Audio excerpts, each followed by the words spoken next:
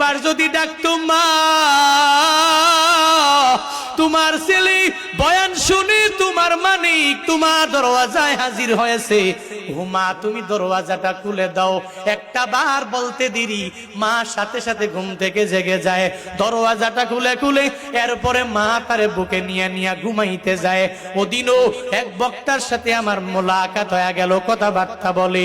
উনি বলতে লাগলো, জুনায়েদ ভাই, মা আমারে এত পরিমাণ মোহাব্বত করে, এত পরিমাণ ভালোবাসে, মায়ের দোয়া নিয়ে এত পরিমাণ বক্তা আমি হয়েছি। আজকে আমার বউ আছে, আমার সন্তানেরা আছে, আমার বাসায় আমার একটা বৃদ্ধা মা দুনিয়াতে বেঁচে আছে।